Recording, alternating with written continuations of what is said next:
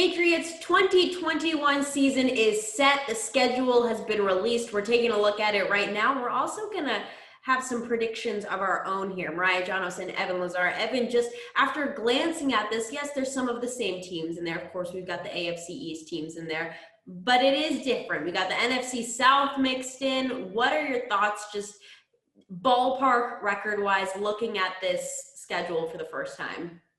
I think it's a tough back end of the schedule, right? The front end, you have 5 home games and the first 7 contests. So you have a lot of home games front loaded in the front of the schedule. The one road game, yeah, you do have to play Tampa Bay at home, which is obviously going to be a tough one. But the one road game in the first month is at the Jets, which isn't really a true road game, right? Because it's just over there in New York. And the Jets, I think, are still going to be a team with Zach Wilson that are definitely in a rebuild mode there with Gang Green. So I think the first 4 games, or the first 3 games, I guess, not including Tampa, are very, very winnable games for the Patriots. Because remember, in New Orleans, still a really good team, but they don't have Drew Brees anymore, right? This is Jameis Winston and Taysom Hill's team now. Mm-hmm. So it's a little bit more of an even matchup there, I think, with the Saints than what it would have been last year if they had gone up against Drew Brees. So I look at this schedule, and I think that they can get to 10 wins. I think that if you look at the losses, Tampa Bay, I think, is certainly going to be a tough game. I think Dallas, even though it's here, will be a difficult game, although I think Belichick versus McCarthy, that's one lopsided coaching matchup that Belichick might be able to take advantage of. And then you look at some tougher games later on in the schedule against Cleveland, against 2 games against Buffalo to close out the end of the season there, one of those on Monday Night Football. Those are going to be some difficult games to win as well. So I think 10-7, maybe they can get to 11-6. It's so wacky that we're talking about at a 17 here. Yeah. I think that that's a realistic outlook at it, and not going too crazy and saying, oh, they're going to, win 13, 14 games. Yeah, I'm with you there. It's so hard to decipher, like, how this is actually going to turn out. I feel like in years past, we've been able to look at the schedule and all the AFC East teams were like, easy win. Yep. Check, check, check. And right. It's not like that anymore. And it is hard to tell looking at that, but I guess you're right. The 10-7, 11-6 does seem like a good place to start. Obviously, once we see a little bit more, maybe we can alter those predictions. But as of right now, I'll write it down and we will revisit this conversation. Just looking at the teams that I think are going to be really tough games, not the 50-50 games. Like Miami, for instance, I think is going to be kind of 50-50 whether or not the Patriots beat Miami, especially that late game in Miami in week 18.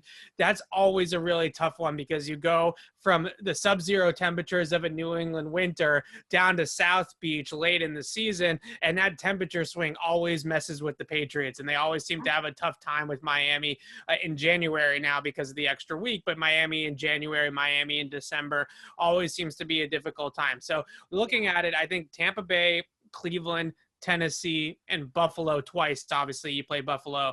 Those 4 games right there, I think, are the toughest games on the schedule for the Patriots. Mm-hmm. And then maybe the Chargers could be a difficult game as well if Justin Herbert and those guys really start to hit the ground running. But I mainly think that you're dealing with those 4 games as games where I wouldn't say it's either favored for the Patriots or 50-50 type of coin flip game. I think those kind of favor the opponent a little bit, especially at Buffalo is going to be a tough one. But looking at some of those tough games that I just rattled off, all those games are at home. Tampa Bay is at home. Dallas is at home, Cleveland's at home, Tennessee is at home, and then obviously you have one at home against Buffalo. So it's really only at Buffalo and then I guess at the Chargers, and that could be really difficult for the Patriots. They do have to travel to Indianapolis, but another situation is who's Carson Wentz, right? What are we getting at Carson Wentz right now? I don't know. I think that's a winnable game for the Patriots too. So a pretty difficult home schedule, but the road schedule I think looks pretty winnable for the Patriots. Yeah, absolutely. Now I do want to ask you one more thing. The Jets, they won the draft.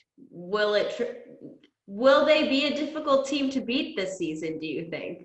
Yeah, because it's kind of like Buffalo, is going to be a hard team to beat. Mm-hmm. Miami, it's whether or not everybody can stay healthy in Miami is going to kind of decide their ceiling. Is Tua going to be healthy? Is Jalen Waddle going to be healthy? You know, where does that team stand in terms of health is going to be important. Week 1, it's going to probably be a tough game, but by week 18, even though it's in Miami, you don't really know who Miami is necessarily going to have with some of the question marks they have on that roster. The Jets is sort of the AFC East team that you hope might be a little bit easier than some of the other AFC East teams, you know, Buffalo and Miami, certainly. So where are the Jets at quarterback? I got to think that they're going to start Zach Wilson pretty much right away. It's really no need for them to hang on to Zach Wilson on the bench unless they truly feel like the best approach for any rookie quarterback is to have them sit for a little while. I don't think that we're going to be put in that situation where the Jets are going to play a backup and have Zach Wilson rest for much time. I think they've had a couple of really good drafts. You know, Mekhi Becton at left tackle is a really good pick in 2020. 2021, every draft pundit under the sun is saying they hit the draft out of the park. So they are building something in New York. It might be a year too early. I don't know if Robert Saleh is really going to get that whole thing together, especially by week 2 to be able to beat the Patriots. So it's going to be interesting to see how this division shakes out because there's a lot of talent in the division now. There's some great storylines, right? Because you got Tua versus Mac potentially brewing when they play the Miami Dolphins. That could be a rivalry for the next 10 years in the division of the two Alabama quarterbacks.